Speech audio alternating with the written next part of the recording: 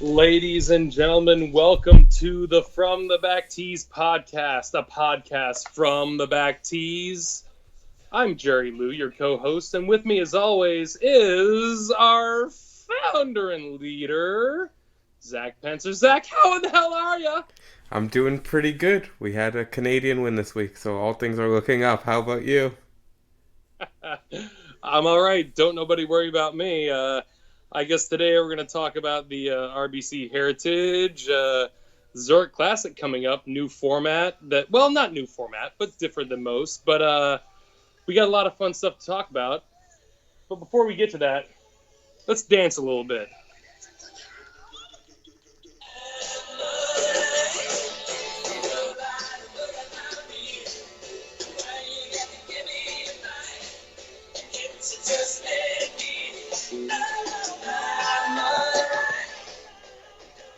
Forgive me, everybody. I'm Ellen DeGeneres. I couldn't think of anything better. I just said, let's dance for a second. And neither of us danced. We just sat here in solitude. So, That's how I Zach, dance.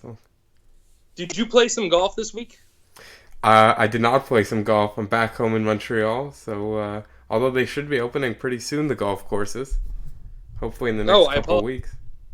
You know what, folks? This is some terrible strategic intelligence on our behalf because we were going to share some golf stories right off the top, and I just assumed that Zach seemed like you seemed like you had one.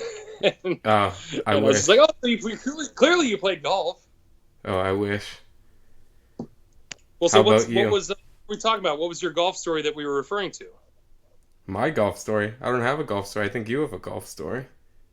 Well, I mean, I played some golf, I guess, but I have some golf news we can share, but we can save that for the end of the show with all our Twitter questions and our topics and such. So, what happened last week? RBC Heritage, Harbour Town. I like Harbour Town. It has a spot. It doesn't have a spot on the Golf Monopoly board. I mean, in terms of old fashioned, right? It's one of the top ones out there. I don't know if it's on the golf monopoly board. I think it's Marvin Gardens, which means you could do a whole lot worse. That means you're the top yellow square. I Oh, mean, Marvin Gardens is don't yellow or orange? yeah. You can at me all day on Twitter, folks. I have the Monopoly board memorized. It Wow. is Marvin Gardens is the last square before you have to go to jail, and Marvin Gardens is $280 and the most expensive yellow property. Wow. We're gonna start a new podcast on Monopoly. Now that'll be something. Well, until it runs out after a few episodes. So before, I mean, I know how this course sets up. It's a really great course, super old-fashioned. It's the exact reason why I'm scared of ever playing or watching golf at the Colonial, because it's so pocketed and so many trees in the way, and you have to play good target golf, old-fashioned golf, not bomb and gouge like we're used to, which, maybe nobody predicted DJ would collapse. I predicted DJ would shoot even par and not win. Really, that was it. I just thought he would, this is what he does. He goes 3 under, 3 under, 3 under, nap time. That's what DJ does. He doesn't shoot 77. Like, did he have a hernia or something, Zach? Were you watching on Sunday? What happened? That was wild. He was at 10 under, I think one behind the lead, or maybe he was even tied at that point. Went bogey, bogey, bogey. I'm watching, so at this point he's out of it, and then I'm fully convinced he's just like, screw it, I don't want to be here anymore. Hits his shot in the water on the par 3, makes double, goes to the par 5, then he's like even more like, screw it, and just blasts a driver maybe 100 yards out of bounds. It went straight right. Clearly, I missed that one. I didn't see the OB the OB tee shot. Oh, it was so, great. He didn't even care either. well, I saw your tweet. Unfortunately, because I was busy on Sunday, your tweet was the first news I saw. I knew he had gone nuclear, but your tweet was the one that crystallized it perfectly. Yeah, 7 over in 5 holes. My goodness. I mean, now look, and God bless Mr. Ron Mintz, PJ Tour follower and media personality, who just started following me on Twitter. I followed him for years. The man is a delight. He had a tweet that really got me thinking about this. I mean, and it wasn't, I mean, it got me half thinking. The layout of the course, all the people that are up top, just the big log jam of golfers up there, it was anybody's game. I mean, that's why I picked Kuchar, where it's just like, well, he's only a couple out of the lead. I mean, all he has to do is grease his way up there and slash up, and he took second, whatever, make a lot of money this year. But that being said, it was anybody's tournament. What Ron Mintz said was, after 54 holes, the past 6 years, like the past 6 winners have came 3 shots out of the lead or something on the last day or something. Correct me if I'm wrong, everybody. But that being said, I kind of felt like half smart but half obvious picking Kuchar, where I'm like, oh my God, DJ's at 10 under, Solamente leading the tournament, and we got Kuchar at 8 under, and we just got this logjam of guys. If anyone's going to go out there and shoot a 66 and just grease the field with a 5 under, it's Matt Kuchar. I didn't see CT Pan. Nobody, mark my words, not a single person picked CT Pan that I can see. No big wigs, small wigs, toupees, yarmulkes, all the above. Nobody picked CT Pan to win that. And maybe they should have, though. Well, of course they should have. I'm just saying... He's very accurate. We all want to be, like, who wants to be right? Everyone wants to be correct. This is just, who wants to look cooler knowing the information. Nobody picks CT Pan. Heck, as far as I'm concerned, with the exception of you picking Hideki, I think Asian golfers are getting highly ignored. I mean, there's so many... Ho-Tong Lee is such a good golfer. Yeah, he's a stud. It harkens back to the days in the 80s of Jumbo Isaki, where I'm just kind of like, oh my God, this is a guy who's like 1 out of 4 people on a video game, and the Nintendo's first video game. Jumbo who? Nobody even knows this Japanese golfer or whatever, but it's like, no, this guy was great. He just didn't win. I don't know. Asian golfers often get overlooked, and that bothers me. It bothers me when anybody gets overlooked. It's not saying that, not to say this podcast has to go political or racial or whatever. There is, there's no affluence to golf. The golf and talent, or where you came from, might have to do with wealth partially. We can admit that. That's as plain as the nose on our face. It's not that big a deal. We take it for what it is. Even the poor people I know who get into golf take that humbly as what it is. I'm one of them. But all that being said, we all have that in common. I don't know. But I don't know, Zach. At the same time, I don't know if they are ignored. I guess they're ignored here, but you always hear on the broadcast about like how Ho-Tong Lee at the Masters had as big a media following as Tiger. And I know Matsuyama, everywhere he goes, he has the biggest crowds, like as big as Tiger, with all the Japanese media following him. I guess the Americans don't. Like Ichiro had in baseball. Exactly. Very much so. Very, very much so. And you know what? That's so right, and I didn't even consider that. But that's right on. I like that. But still, at the same time, I remember almost wanting to pick CT Pan for a couple tournaments last year. Really, like he was just in the mix. These guys are good golfers. Whatever, yeah, like Japanese baseball pitchers in the MLB.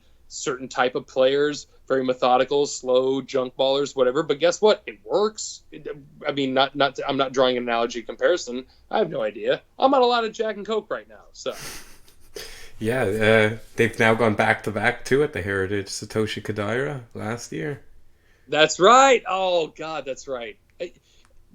And what I remember the most from last year that bothers me, unfortunately, it's like a haunting memory, was when the Heritage was over last year, was when I first remembered, oh, God, I missed the Harbor Town, because I always call it the Harbor Town. It's Harbor Town. That's just what it is. Exactly. I see 18. It's a tough 18th hole. It's Harbor Town, baby. It's just it's a dynamite course. Yeah. RBC must be pissed too, though. They had DJ show up. He's in contention and then blows it. Look, all the same amount of eyeballs were on the TV. It doesn't matter. And speaking of eyeballs being on the TV or what have you, Jason Duffner's video. Now I don't know if any of you out there saw Phil Mickelson's video driving up Magnolia Lane, talking about here's the strategy for the weekend, gonna hit bombs, with a good group, he named off the guys he was with. And then he got Jason Duffner walking through the tennis courts at Harbor Town saying, here's the key to this week, no bombs. I got the club head speed to 113, maybe 114, so no bombs whatsoever. That's no bombs the strategy. at all. That's Harbor Town. And then he even had the audacity to say, if you find the green, you're attacking the flag here. I'm just saying. It's just...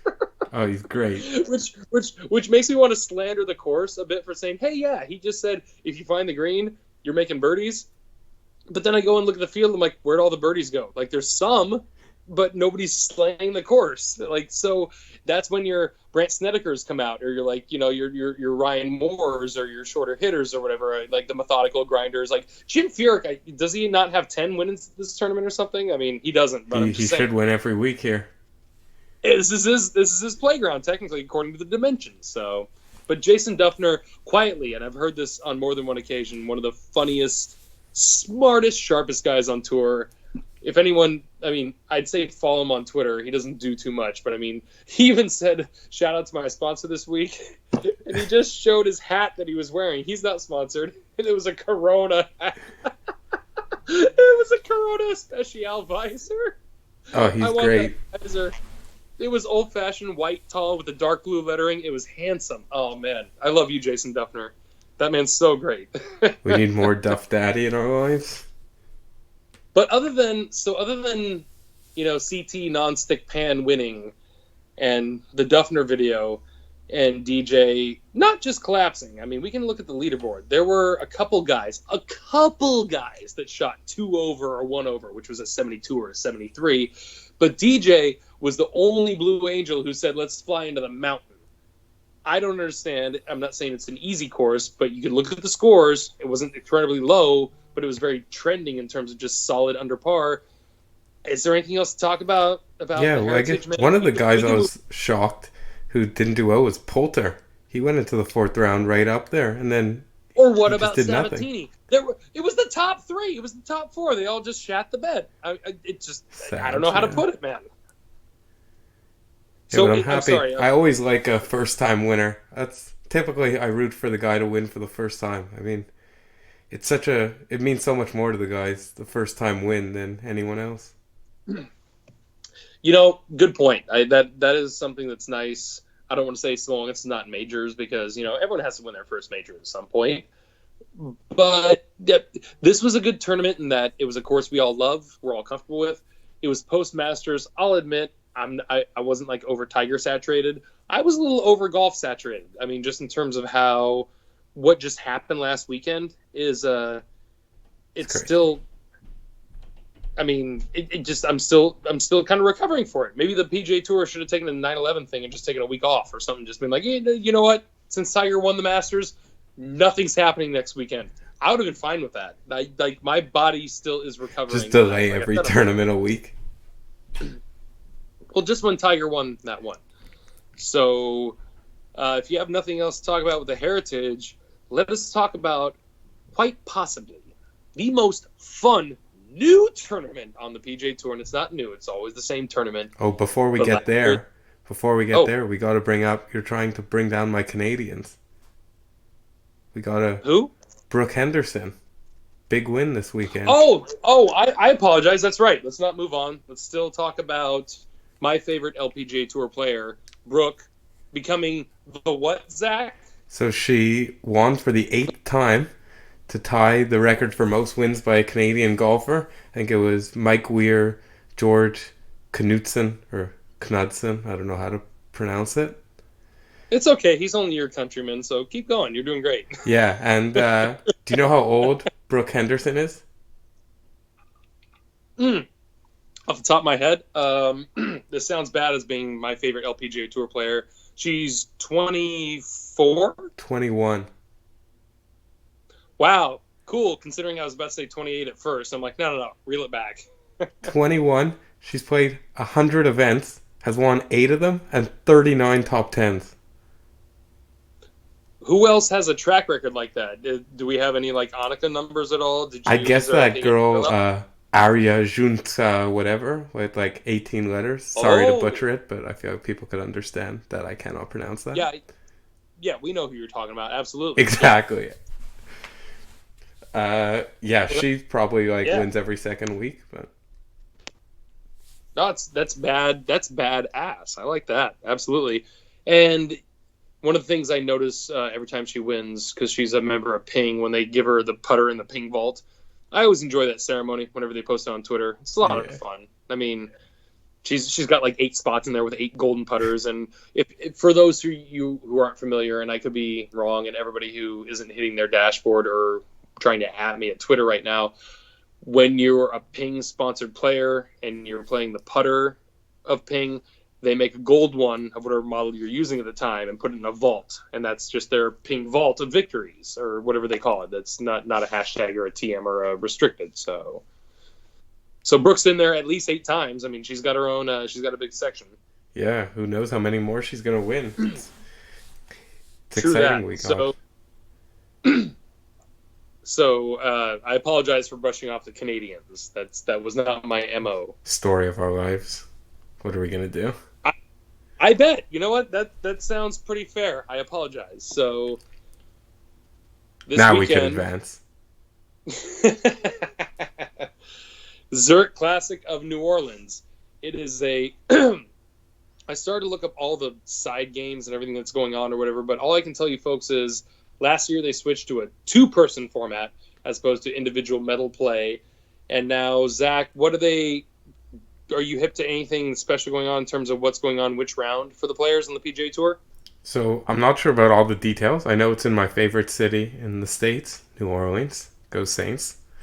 It should be exciting. Betting-wise, I guess we won't get into it too much as you're a pretty big degenerate if you're betting on the Zurich Classic.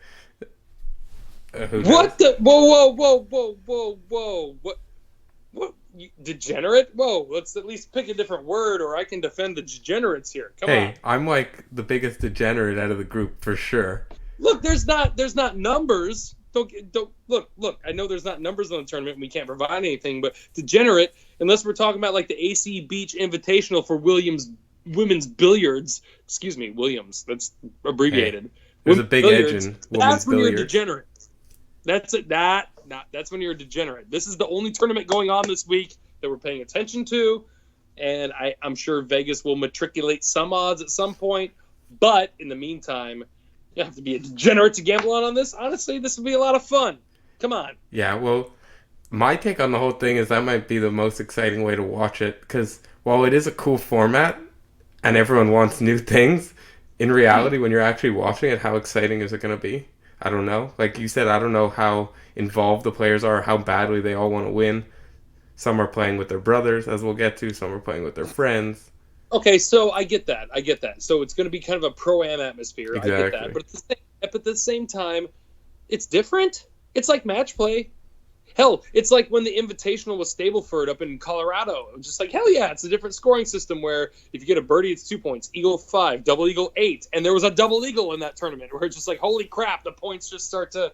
That International, it was Rich Beam beat Shane Lowry and not Steve Lowry. It was Steve Lowry.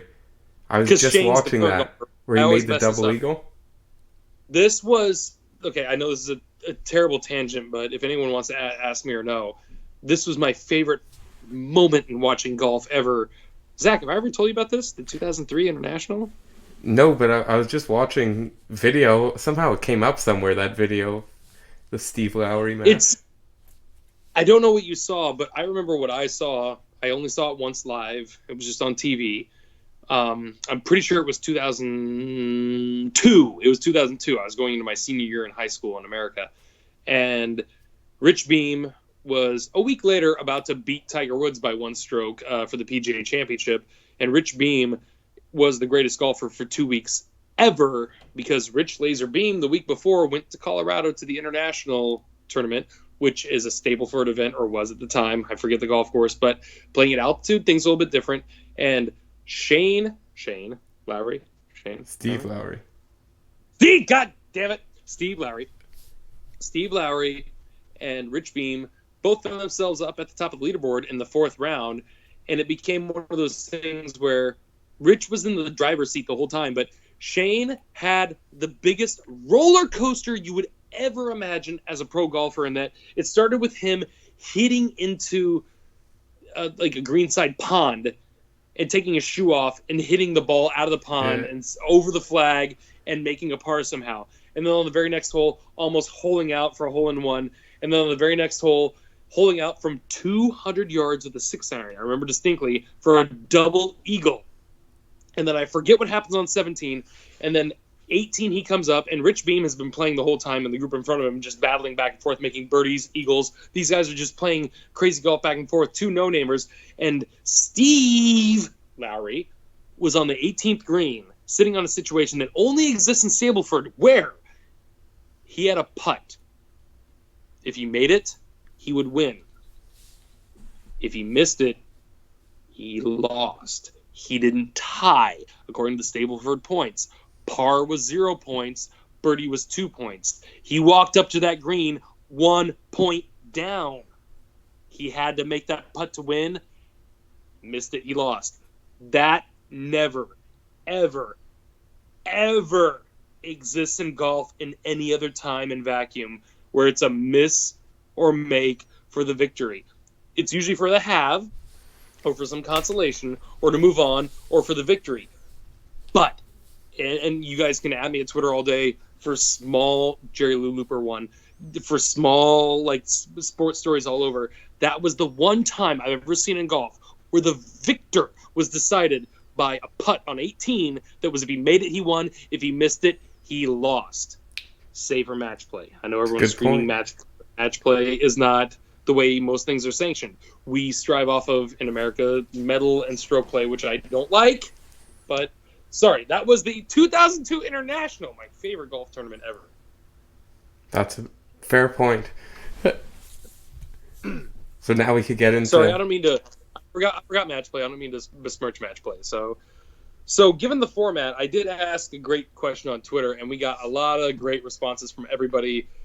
Pretty random, a lot of things that are hard to like pick out from the others. But I asked, what would be your favorite two-person duo to see in any tournament? Doesn't matter where it is, what the course is. What are two guys you'd like to see play together? Zach, what do you got? Kuchar and Sergio, because everyone likes a good little excitement. I would say, yeah, for this year, 2019, hell yeah. But any other time, these two MFers don't have anything in common. But think of how often the rules official will be called in 18 holes of Kuchar and Sergio. Well, same as, I'm going to try and dig it up on Twitter because I can't cite it, but somebody brought up, here it is, Matt Smith at Zero Fairways Given said Keegan and Jimenez. Yeah. As a oh my God. And the caddy. Keegan and the caddy. Or no, Jimenez and the caddy. Well, it would have to be Al Original. Everyone would have to go back to, yeah, absolutely. But, and he said final pairing with Steven Zinger. I mean, those two made up, and that'd be a lot of fun. I mean, I don't know. I see we got Matthew Lawler at Matthew Lawler said Poulter Bubba. That'd be a good one. I mean, what are we really looking for? Are we looking for guys who jive well together or guys who rub each other the wrong way? Because my girlfriend even told me herself, I just looked at her and said, hey, what's a two-person team you'd like to see? And she just said, like, SP3, and she snickered, and I looked at her and said, why? I think most people would want to see ones that don't like each other. Oh, see now, dog, this might be the American approach. I hate to be a negative type person or defeatist or whatever, but we strive on controversy. Yeah. Everyone loves a good controversy. Yeah, I mean, that's why I got my boy Franchise Jesus here on Twitter saying Patrick Reed, Kevin Kisner. I wanted to question him on it. Franchise it didn't make any Jesus. sense to me. It didn't make any. Yeah, it didn't make any sense to me. But I thought, yeah, that'd be great. I thought of a good one though. What about Bubba and Phil? Oh, sure. Well, I feel like Phil. You know what? Actually, I hate to say it. As much as I love Bubba, I don't think he's a pretty good team golfer with anybody. No, or Phil and Tiger. See them work together. That would be interesting. That would be a lot of fun. One of them on here from Craig V. This was a really good one, and he took the question outside the box, like I was really hoping some people would. He said 2000 Tiger and 1995 John Daly. I mean, you folks couldn't see it. I just bit my fist. I mean, that'd be a lot of fun. Was 2000 Tiger when he won 11 out of 20 tournaments? Well, but yeah, but that's like me saying 1970 Muhammad Ali versus 1990 Mike Tyson. Fucking A, let's do it. I mean, that'd be beautiful. And folks, I know I got those years drastically wrong. I was just shooting off the hip here. So What's one You that you got would want to any? see? Well, I tried. I sincerely, I'm trying to think of a good one as I go here because I was trying to field so many answers. I honestly didn't come up with one of my own. I guess what I would like to see would be it'd be kind of like when I witnessed personally VJ Singh and Greg Norman play together. In that, I want to see two dry guys with each other. So you help me here, Zach. There's somebody even mentioned Snedeker and JB Holmes, the tortoise and the hare. And I'm sorry, I don't have the tweet up right now. Oh, Jim Thompson. Thank you, Jim Thompson. You're a big cat. I love you. Um, I who? Let me ask you, Zach. Who do you think would be a stark contrast right now that would be not volatile but entertaining per se? I mean, it's kind of tough. Like, Yeah. I guess maybe like Tiger. No, like DJ and Brian Stewart hitting it like, or Brian Gay hitting it like 250 yards off the I got tee. one. I got one. You got DJ and Rocco Mediate. Rock mediate. Because you got DJ who's on autopilot, just sitting there like a blue angel, just flying in formation, inches away from the other plane, and you got Rocco sitting there going like, "Hey guy, how come you wear your hat backwards?" Or "Hey guy, hey, what kind of coffee you got this morning?" "Hey guy, how you doing?" Just like Rocco's just all about like, "Why is everyone so quiet?" I mean, Yeah. that's and DJ is Mister like, "Huh? You said something?" I mean, DJ's that's dialed in that. now.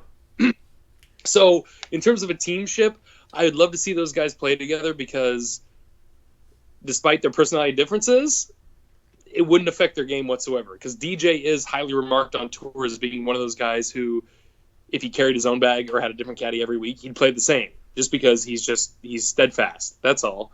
And Rocco is kind of like Fuzzy Zeller, the polar opposite in that, where he's so, or Lee Trevino, where he's so affable and goofy that's his, for lack of a better term, and this is me saying it, like their self-defense. We're just kind of like, hey, goofy this, goofy that. You want to sip of my coffee? If there's rum in it, I mean, whatever.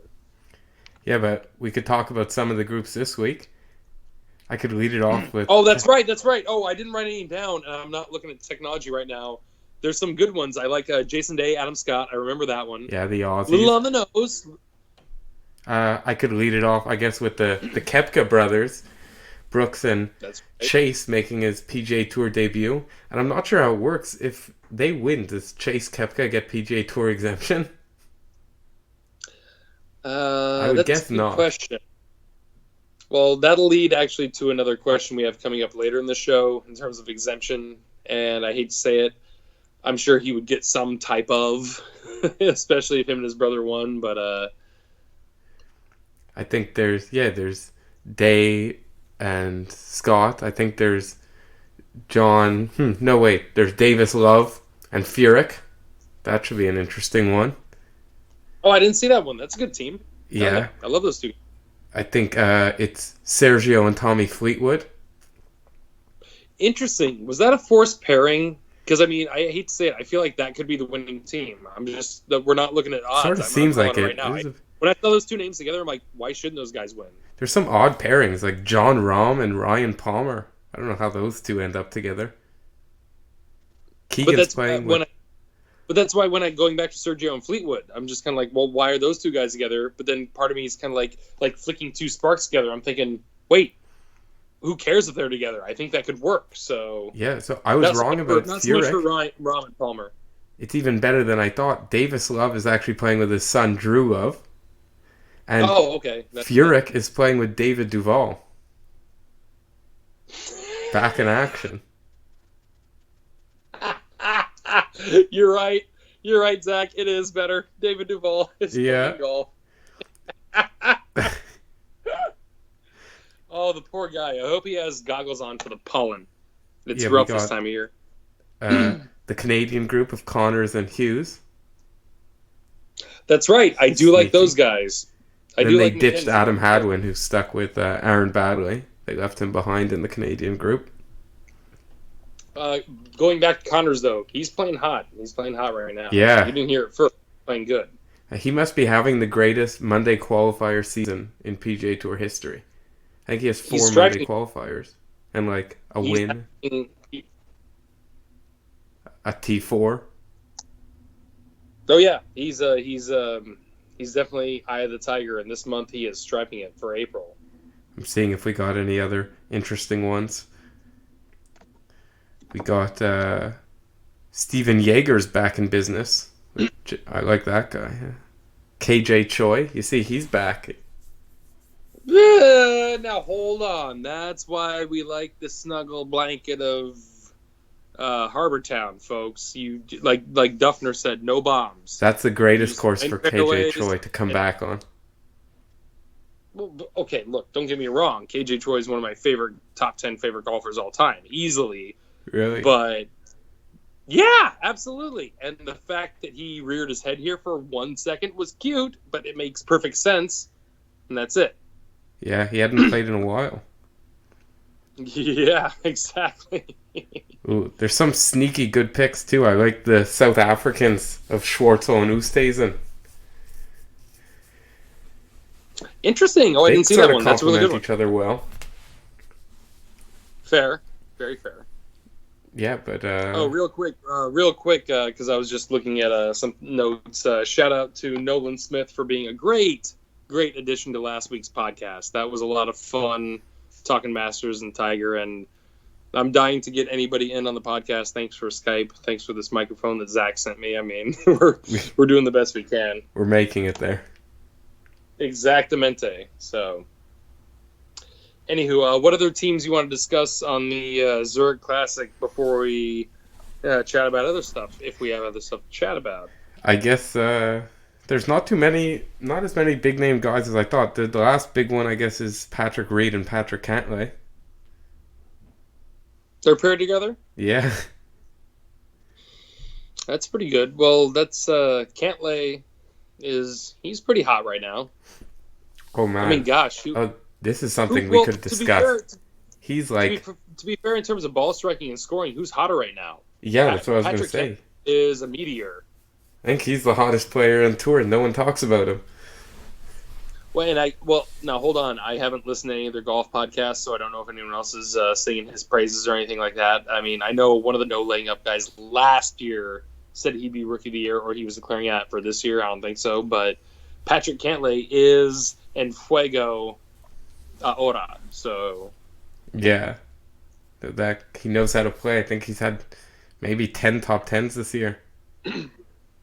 Really? Wow. I mean, he's been a Saturday player. He's always been storming up in all the tournaments. I mean, just him and Tony Finau are the two that I think are like bound to win very soon.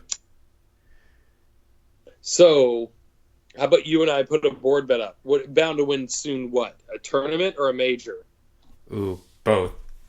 I'll go. I thought Finau would for sure win one this year. I guess he still could. Obviously. Okay, I tell you what.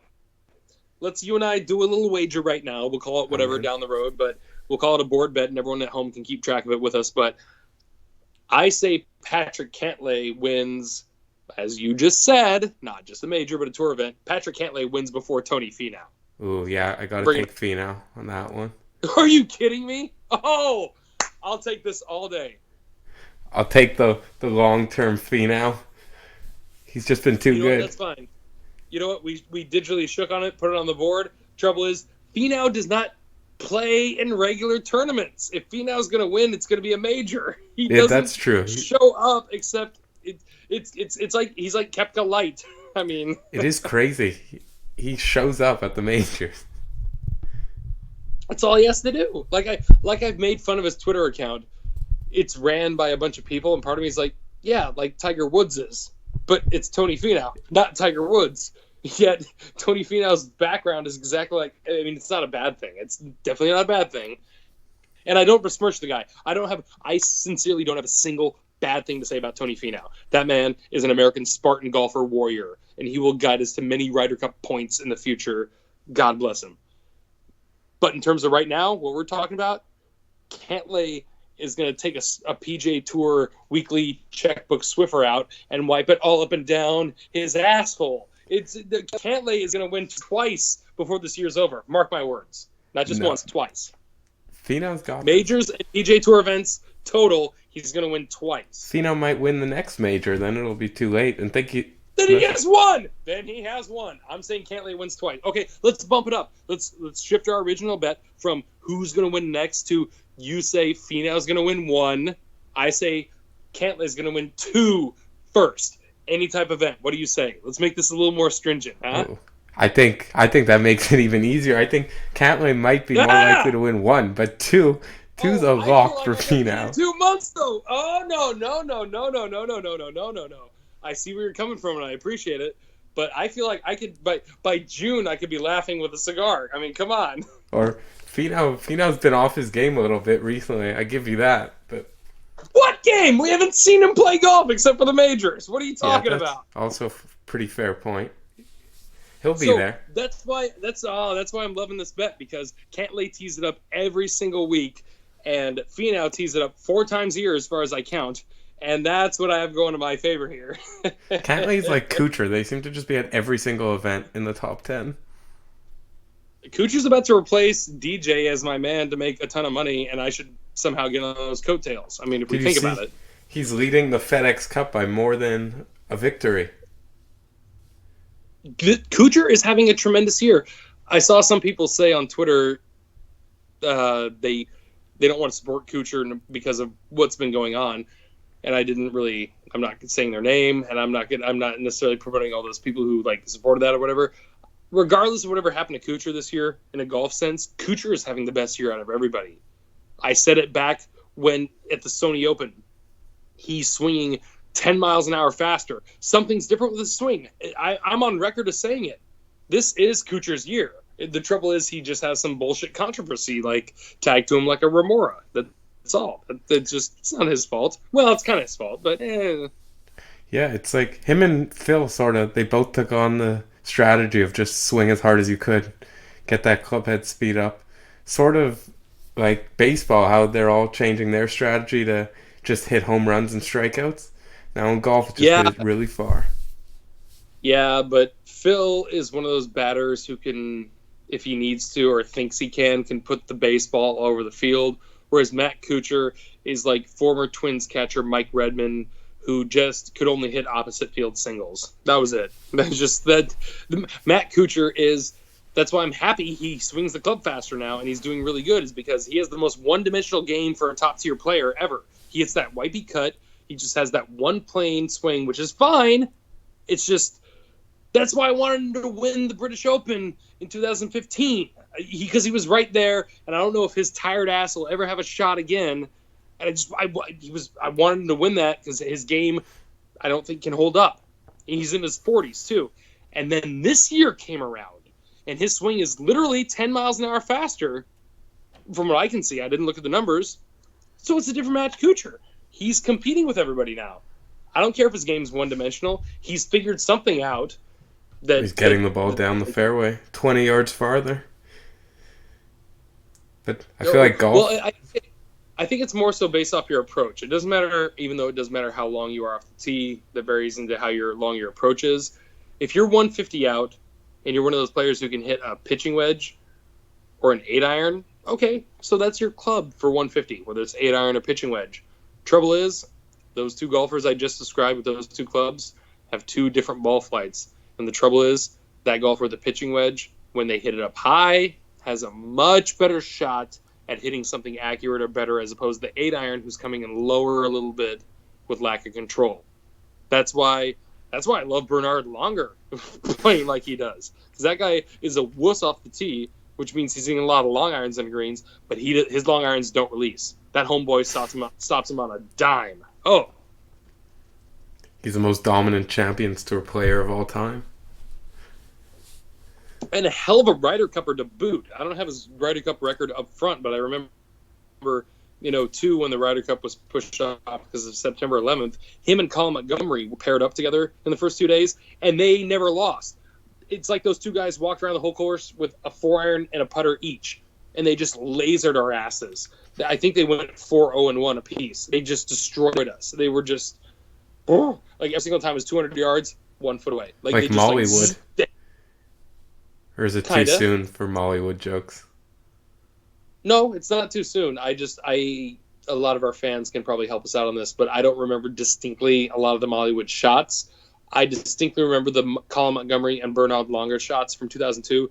Those guys, it was like if any of you out there play Call of Duty or play online games like first-person shooters, and like everyone has like the headshot bots on or the kill bots, that's what Montgomery and Longer were doing. It was just like the second they teed it up, once it was airborne, you're like, it's from the hole. That's just what it did. A thing you just said for 3 days.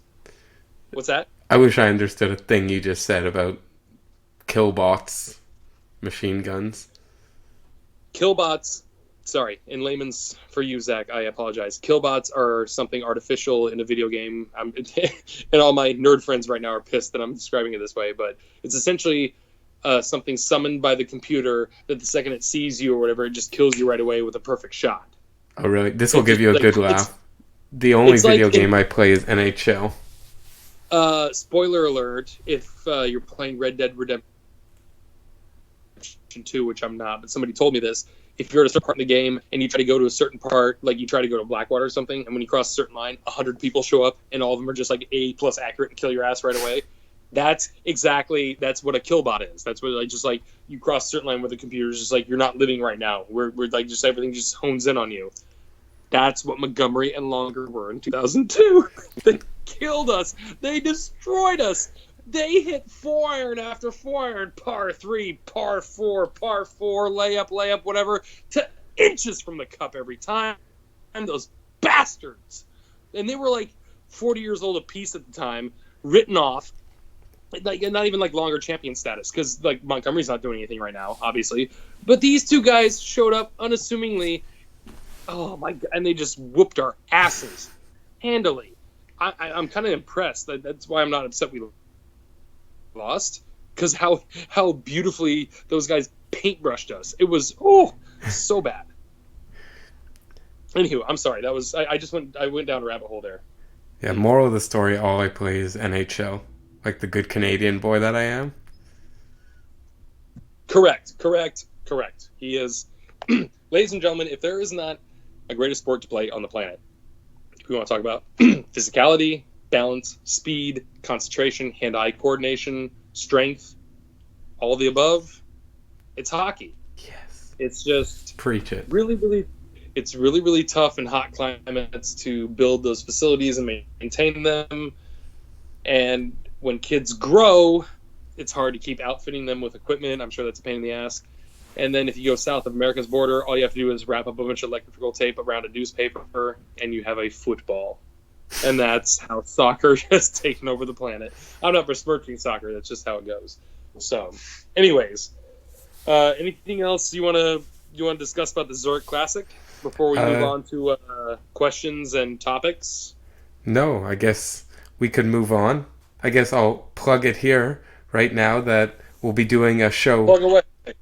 We'll be doing a show twice a week now because we have such a great time filming it. So why not share it with everyone?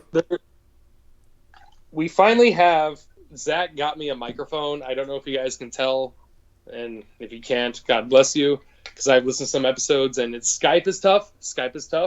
Just the way it goes. But this is a lot of fun. This is like me and Zach have golf therapy, so to speak. And the few of you that listen out there, or that enjoy it, or I enjoy getting the tweets or like the texts or the random emails that say like, "Hey, I like that movie line you pulled," or that this and that whatever line. It's like, yeah, that's the fun of it. I mean, I wish everyone who was listening was in the same room with us while we're doing this. This is just a golf conversation, and unfortunately, it's just you and I talking right now, and only like nobody else can have a voice. And that's why I do like bringing people in and do like all the Twitter questions and all the Facebook questions and all the. I mean, that's great stuff. Which, by the way, I don't think they're listening because most of these guys don't have the wires out in Maryland. But better late than never. Big shout out to my Maryland, USA people. The men's league that I resurrected from the dead back in 2010, I guess is still alive and well. They had their like 10th anniversary or something. You guys are doing great. And that's Bill Bone. That's Joe Lambert, the Donut Man, Casey, the Godfather Shine. And I know these guys are listening. Our head pro, Josh Jeppy, you're the man, not the peanuts. And JB, I'm not even going to say your real name. Not yet. You're just the wizard. And you go on selling cars and playing pro baseball somewhere. Because I'll be talking about you again. I know it's a long time coming. So, anyways, sorry. That was my little turnpike there. Yeah, like you said, though, hopefully we'll bring on some interviewees first. I guess we want to get a decent lineup of people, so it's not like just one interview and then we don't have one for a month. Oh, And no, then, that's a good point. I'm sorry. I guess I was using the wrong word. You are the man who has all the good interviews archived and cached. What I'm talking about is just maybe bringing in just random people or guests, or I mean, like bring in Nolan again, or bringing in like oh yeah, all for of sure, we're gonna bring our people. guys in. It's just that's why I keep asking. I keep saying this, and clearly nobody listens. Is following me on Twitter because I keep asking for help, but we need to find a good platform to multi-face or something. I mean, I know this is a Google search away, but Skype worked for me the first time today in a long time on my first try. So I'm not going to press my luck with Google or trying to search. Thank you. I'm not going to try and press my luck with anything, but at the same time, I know this is easy shit to perform, but at the same time, we want to make it sound good. We want to be all-inclusive. I mean, shucks, I'd like our podcast every week to be our whole team if we could like arrange it properly. I mean, that's the fun of it. I mean, having Nolan on, Christ, that was such a great time. I mean, yeah, it's great for me. I find. I guess you get to talk golf and deal with golf all the time. For me, none of my friends have much interest in golf or anyone, so it's more I'll watch it alone or follow it alone, and then now I got people to discuss it with. fair, but not to contrarian you, but I'll counterpoint by saying most of my caddy friends, my good friends, and we just had a caddy meeting and I was hanging out with them. They're not into golf, really. No, Like what happened in the tournament, they're not paying attention. And every single golfer or guy, this is mostly guys that I caddy for, they usually ask the same question or the same story or the same topical thing, what's going on. So it's a very stark contrast in terms of the people I peruse with don't care about golf.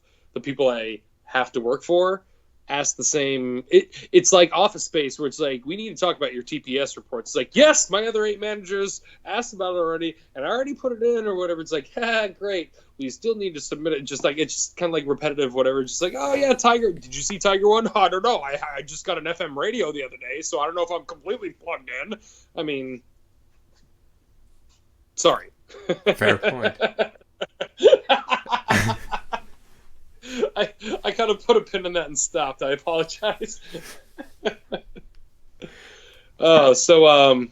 Anyways. So yeah, moral of the story is we're going to be doing 2 podcasts a week. It's a lot of fun. And I haven't even addressed like some people I've run into on Twitter that have stirred up some ire in me. I mean, believe you me, I've paid for counselors. I'm trying to find a medication out there, and nobody's giving me one. But in the meantime, there's some people on Twitter that are just upsetting to me. And like I even said it earlier today, Amanda Rose, whoever the hell she is or whatever, I don't even follow her, but she and I got into a tiff a couple days ago because she put another post up saying, I've tried to watch Game of Thrones 15 times and I can't get through the first 5 minutes. And there were a lot of comments there saying, like, put you on your phone and watch it. It's a good show. I wasn't even advocating that it was a good show. Like, I feel like I'm like a big Game of Thrones pimp here or whatever, and I'm not. I'm a pimp of don't be stupid. And her tweet was all about, like, look at me. I keep trying to do something and I can't, and just look at me. So I lashed back at her, and she, like, lashed back at me because I lashed back at her saying, like, hey, you know what's cool these days? Talking about how you don't do something. And then she like tweeted back at me saying, like, are you happy being an old coot? What I said was, you love attention by saying I don't do something. And she said, like, I love the attention I get. Do you like being an old coot? And I'm like, I love being a quote old coot if that means I don't have to be like, look at me all the time. I'm sorry, I just don't do that. I know there's a lot of people who've said they've looked at my Twitter profile and they say, oh, you are all about yourself. I'm like, no, I'm not. I'm about sharing fun shit. That's it. Even if it's a golf swing about me, the only thing I shared about it was the angle or like the funniness of it or like the sunset or something. It's not about what I do. I'm an 18 handicap, I think. I don't know. I don't care. It's about promoting fun and earlier today, a couple people on Twitter just liked a couple things she said that was. I just blocked somebody that I wasn't following. That's how bad things are getting. Yeah, I that's a just blocked wild somebody move. I'm not following. I think I might just put this as my pinned tweet. I just discovered the block button because I'm not even like being controversial or political. I'm just tired of bullcrap. I'm just tired of seeing stuff where I'm just like, no, because I want to reply to that and say you're an idiot. No, you're an idiot. No, my God, read a book. Oh my God, what's your problem? And I just should be like, just 9. Just put up like the whole front. Twitter's adding a lot of hate to your life. That's what I'm getting out of this. Possibly, you know what, Zach? You might not be wrong, even though that's great grammar. But that being said, Twitter is my only social media outlet. It adds And great joy. as, as Twitter is, though, we can cater and cultivate and curate and all the other C words, all the things that we can see on our timeline. And that's why I said, I even tweeted him, said, I'm sorry, Amanda Rose, I don't know who you are, but I have to block you because I just keep seeing too much bullshit that I don't like. I don't even know you. Nah. It's fair point. Yes, I am a cranky old man. I'm almost 35 years old. I wake up at 5 a.m. every day, whether I work or not, and I go to sleep every night at 9:30 or 10 o'clock, and I likes it. You just have to accept it. Have to, I have, and I enjoy it. There's no have to accept it. Okay, perfect then. Dude, I hate to say it, even though I love doing this right now, God forbid, if I were to start to nod off right now, I'd be looking and be like, dog, it's happening. This is better. I'm just going to hang up right now because it's happening. Sleep. Just... Listen, in a few years, you'll understand. Maybe. I don't know. I'll get there. I've always said I got old man soul. Am I proud of it? Well, that remains to be seen. But You seem pretty proud. yeah, well, I guess that has been seen. So, did you see anything on Twitter you want to talk about at all? Nothing too much. I guess we could go ahead to the our last 2 topics. I guess you have a new topic to bring up, and plus you have some exciting news to share for those in your area.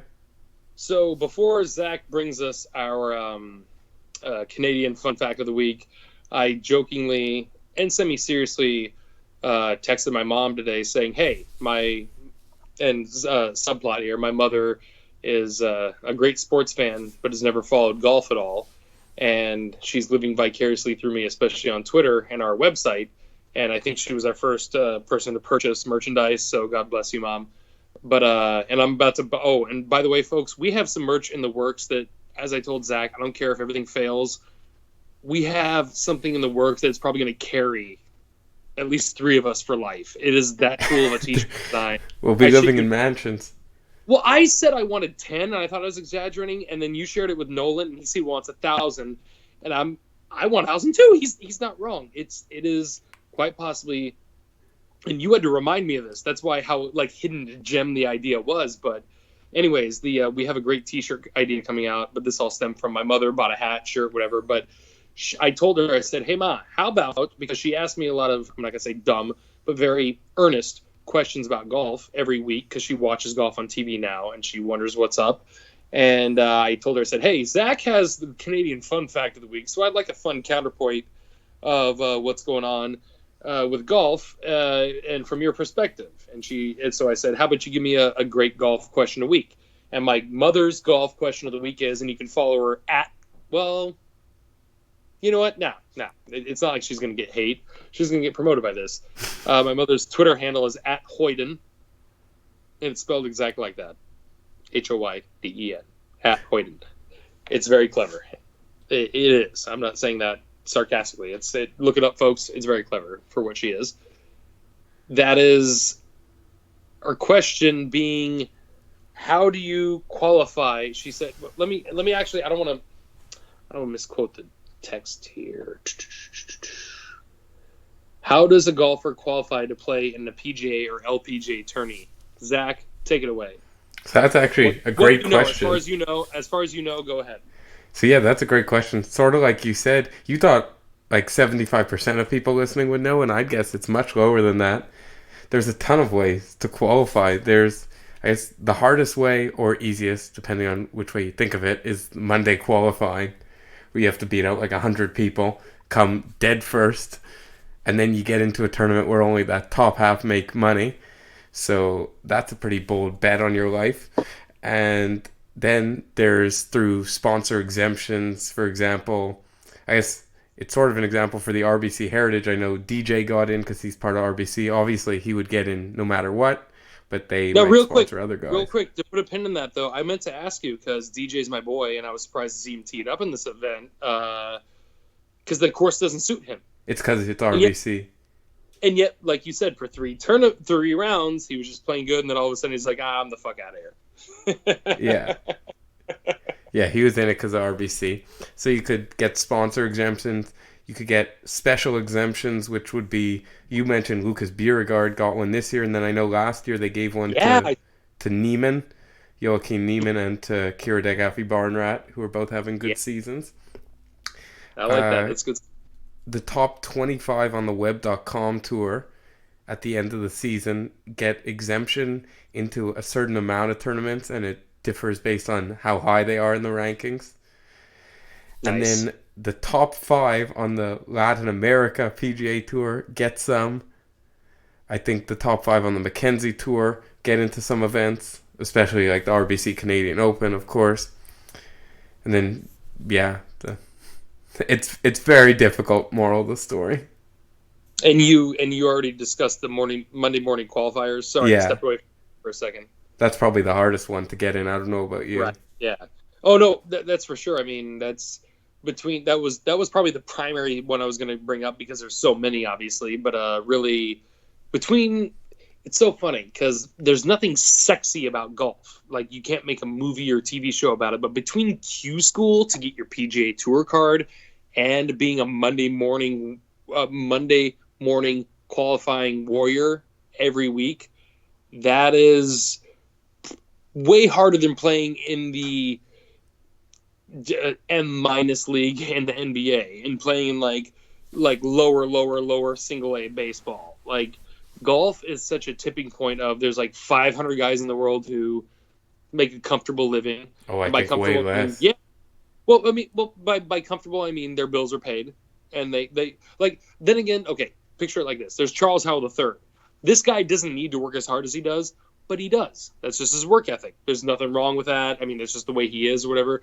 But I do know a lot of guys. Let's go back to the year 2000. Brant Jobe, who was the 100th, he ranked 100th on the money list on the PGA Tour. He made enough money to make a living, but he also had a construction company on the side. You know, he just kind of like ventures, whatever. It's just, or how you brand yourself. I don't know.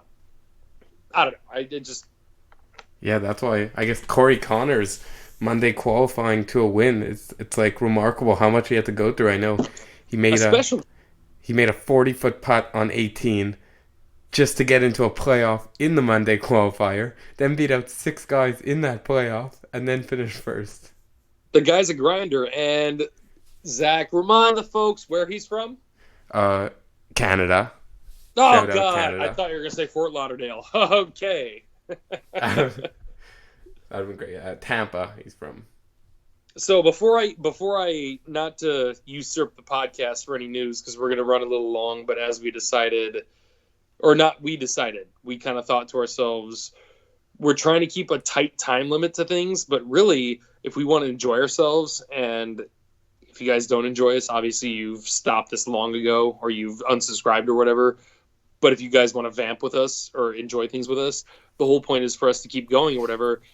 I kind of expressed to Zach that we can extend the podcast just a little bit longer in terms of time. I mean, so many shows are certain lengths, and then you have Joe Rogan, where it's just kind of like, yeah, like I'm a podcast consumer where if you have an hour and a half show, yeah, I won't listen to it an hour and a half straight. I'll just break it up as I hear it throughout the day or throughout the week or however we break them down. So I have a bit of pretty cool news. I mean, this isn't to like usurp or misdirect what we're trying to do as a podcast, but in terms of world golf news, I have some pretty good information. But before that, we're going to let Zach give us the Canadian fun fact of the day.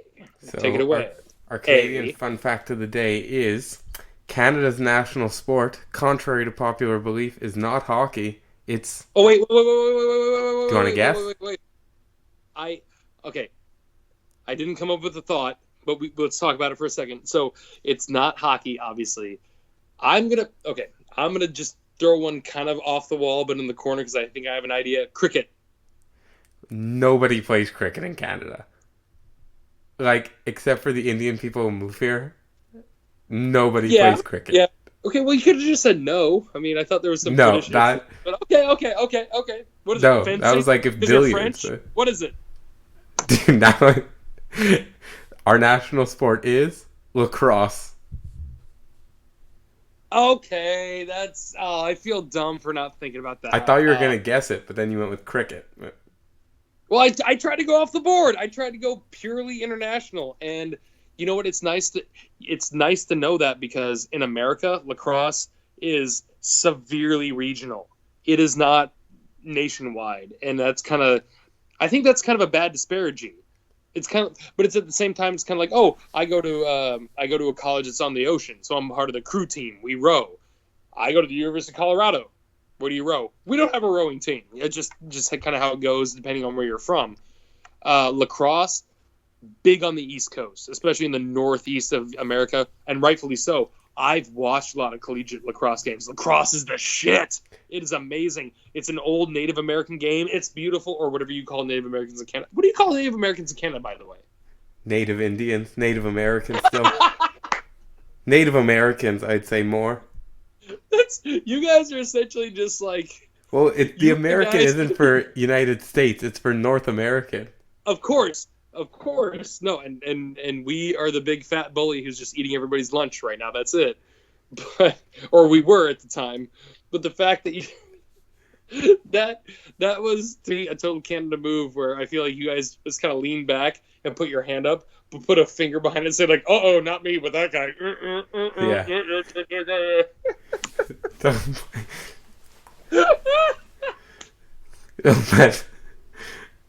So more lacrosse is a beautiful sport. If anyone can watch lacrosse, it's way better than field hockey, and it's way better than cricket too. I wish the I'd crazy say move though is most people in Canada don't play lacrosse. It's not because it's so popular here. Like I've never played lacrosse, or I've played it once. I think when I was at like camp in the States. It's not our So, biggest sport, even close to it. but you also told me, and this was news to me, that the CFL, the Canadian Football League, which is the only thing America thinks you guys know how to play, is in the rural areas, which I wouldn't have thought. I mean, Exactly. there's because in America there's no comparison like that.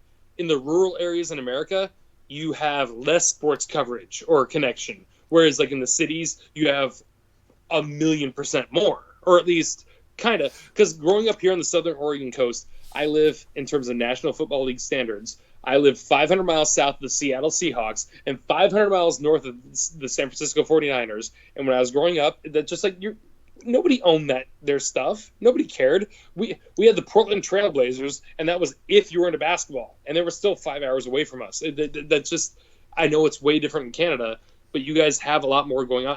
I wish it was curling, actually. Curling would have been the Even best. curling. I guess curling's getting somewhat popular, but like I've never done it in my life, although it seems sort of cool. But yeah, like the It's CFL. just Sure. gigantic shuffleboard. That's it. That's right. Yeah. So now we can So get on to your exciting news. Break it it's for it, us. it's not necessarily that exciting, but anyone who's listening to this, you guys have the privilege of hearing it here first, unless any other caddy who was at our Bandon Dunes caddy meeting a couple hours ago is doing a podcast right now. But to catch everyone up, I'm a caddy at Bandon Dunes Golf Resort in Bandon, Oregon, USA, and we have four 18-hole golf courses there and a 13-hole par three course there. And in our meeting today, our director of golf explicitly gave us details on our newest course that's opening for the public coming up. Now, before I get to specific course details, I'm going to be brief with the history. Excuse me, while I'm burping up Jack and Coke. When Bandon Dunes, Mike Kaiser first came to the Southern Oregon coast in early 90s, 1991. He was a billionaire from Chicago who was made his fortune in American recycled greeting cards. And if you all know Hallmark and what they charge for a card and what people pay for them, you get how he made billions. That being said, he decided to make a golf course based off of his favorite holes he saw in Ireland. He was still his 20 cap. And Bandon Dunes for 2 or 3 years served as a private course for him and his friends. That's all it was. And in 1999, it went public. And in 1999, when it went public, 2002, Pacific Dunes was built and it went public. They had 2 18-hole courses there. He had a course up on the Whiskey Run Bluffs where the old windmills used to be, up north of public access, that was called Sheep Ranch, because he had a big thing about no golf carts, no nothing on the grass, make it as natural as you can unless somebody has an ADA injury. So he took that to the nth degree on Sheep Ranch, and he didn't even allow mowers out there. It was sheep eating the fairways, sheep sleeping in the knolls out there. That's why it was called Sheep Ranch. It was 12 holes. It was old-fashioned match play style like 500 years ago, where if you and I played a golf hole and you beat me, we took 2 steps from the hole and you teed it up and you looked around and you pointed at the next target and said, that's the next hole, go. That was Sheep Ranch, 12 holes. Flash forward to now. It's not a new golf course. It is a course being renovated by Bill Coore and Ben Crenshaw, who did Bandon Trails and the Bandon Preserve. Beautiful courses, and this is their first crack at being on a cliff or a Pacific Ocean like this venue they have made. And these are the parts I want to share that I'm popping off about the most. All 18 holes, you can see the ocean. 9 greens on the cliff. 9 greens on the cliff. Cabot Links in Canada can't even boast that. Bandon Dunes and Pacific Dunes put together doesn't have that much real estate on the cliff. They're calling it, if you didn't catch Matt Janella on Morning Drive, Ballybunion. Take 2. Bandon Sheep Ranch.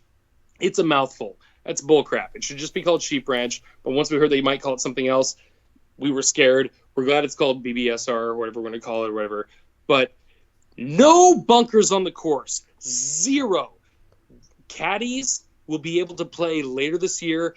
There is no specific opening date, but in 2020, probably around the U.S. Amateur, we're talking May or June of next year, it will be open for the public, limited rounds. This is specific information, people. I'm not going to get sued saying this. I didn't sign any waiver. It's only going to be available to people who had already played 18 that day, and you have to get a caddy. There's tons of stipulations. Wow. You have to jump through the hoops. But I can't think of a course opening right now in America, right now, a year from now, 2 years ago, 2 years from now. This is it. Sheep Ranch, I think, is the course that is opening right now in America that everyone's hot about. And in terms of us at the Bandon Dunes Golf Resort, this one, and I've only seen it from afar, will most definitely be our crown jewel in our crusted nutsack of amazingness that is the Bandon Dunes Golf Resort. How many courses are there? Is this the 6th course? This will be the 5th 18-hole installment. And because we're getting so big, they're talking about putting in another caddy shack out there, an alternate restaurant. This is all ushering in things to move the resort from the headquarters and stalwart place that it is into a more permanent spot that's even bigger. Bandon Dunes, ladies and gentlemen, and I love you, Mike Kaiser. I really hope you're listening to this podcast, because I played golf with you back in 2002 and with your son, and we had a great time playing 18 from the championship tees in the dark, and I won with a birdie. You don't remember? But anyways, Bandon Dunes is a freaking blessing upon the earth here in Oregon. It just so happens that the southern Oregon coast is exactly like Ireland.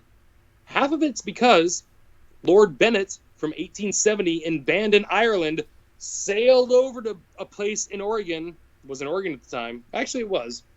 But he named it Bandon, Ireland, Bandon, Oregon, whatever. He brought his gorse there. With the climate, it's the same exact thing. It's hard to get to, folks. It's super expensive, but we have a gem, guys, in terms of, links golf. If you can't make it to St. Andrews, make it to Bandon. It's really the same exact GD thing.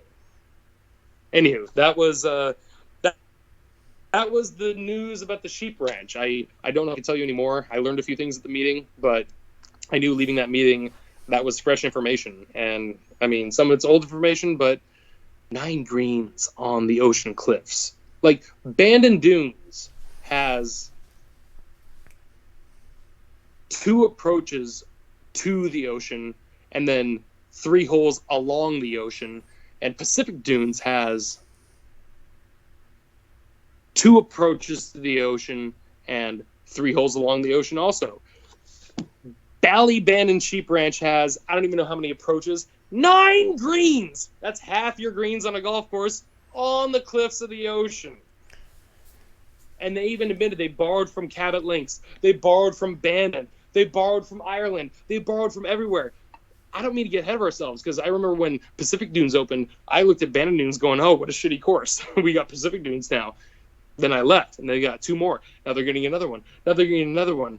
Oh, my God. Everyone should just move here and hang out. I mean, or just caddy. We're going to need at least 40 to 60 more caddies. Oh, God, I know if any caddy friends of mine just heard that, they're going to be pissed. But there's going to be a new influx of work. We're opening a 5th 18-hole course. Yeah, I will definitely have to head down to come play these courses. I've never been to, I know there's a bunch of places in the States that have a ton of courses all in the same property, and that's sort of doesn't happen here. Like, where I play, there's 2 courses, but they're sort of very similar, just right next to each other. I'd say in America, in general, that's usually the case.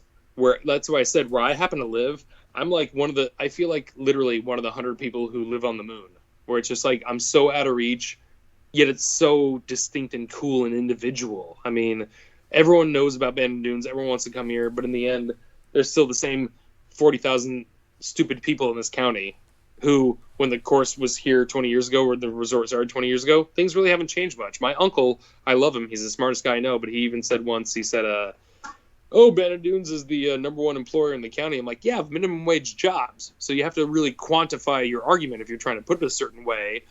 But overall, when it comes to golf, Bandon Dunes is the fucking bat cave of golf courses. It 100% is. It's hard to get to, and you don't remember how you got in or out. And I hate to say it, as much as we'd love to have a Hilton come in the area, sincerely, I mean this from a guy who I've never seen a McDonald's in my hometown my whole life. It's just, even though it deserves it, it's just no. There's no McDonald's there? That's my big takeaway. We got a Subway in now hold on. Now the resort of Bandon Dunes is 5 miles north of the town of Bandon. The town of Bandon, in terms of franchise fast food, has a Subway and a Dairy Queen. That's it. At least it has Dairy Queen. Yeah, that's fine. But I've had a few friends of mine, we've gotten a burger and sorry, at Dairy Queen, you're going to hate us on Twitter, but took a bite out of it. I pulled some big plastic blue thing out of it, and I just threw it out the window. Just oh, this is for the deer. Here's just get ice cream at Dairy Queen. Fair enough. I'm not a dessert guy, but I probably should. Their blizzards are off the charts. So anyways, folks, this has been a great long show. We're just over an hour and 10 minutes, and but we've thank you for hanging on in the end. Sorry if we didn't mention any names. We did anything else you want to talk about? I got some fun topics I want to maybe write about or talk about on Twitter, but nothing I want to open a can of worms on until. I guess I could leave it at this: that our first episode a week, I think we sort of both agreed, will be more recapping the last week and previewing the next week, and then our second episode of the week, I guess we could probably do it Thursday or Friday, so we could talk a little about how the tournament's going so far, and then will be a lot more topics that people bring up or interesting things in the golf world. And that's exactly perfect. I mean, that's, if we can exactly subdivide, we have a lot of fun stuff to vamp about and have a good time about or whatever, and yeah, that's probably the most appropriate way to do it. I mean, we're not going to do it daily, but then, yeah, I mean, we don't want you guys to get tired of us either, to be fair. Yeah, come on.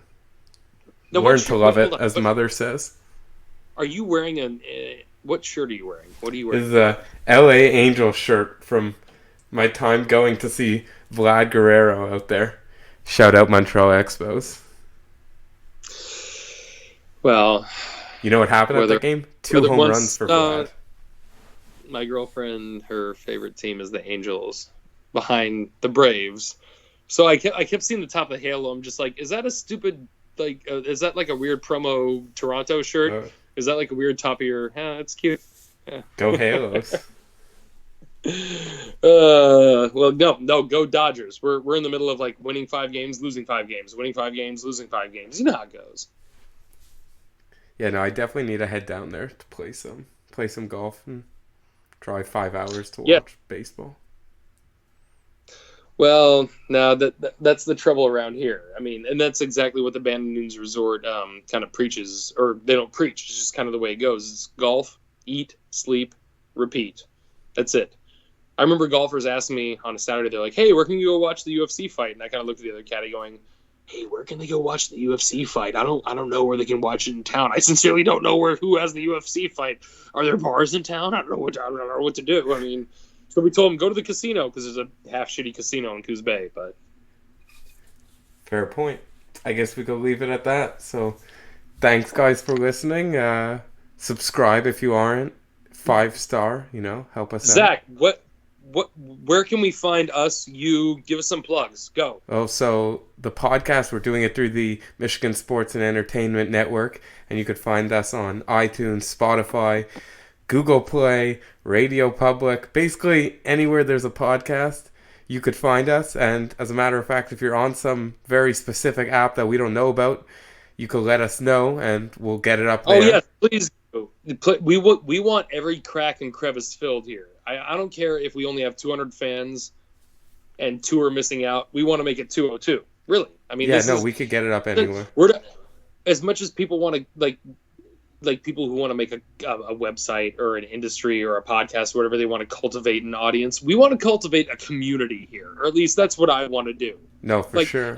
Most of you guys, and I'm doing better at trying to follow the rest of you, but every single person who follows me, I try to follow back, and we love to mix it up every single time. I mean, somebody even called me out for calling out Amanda Rose, that bitch, but forgive me.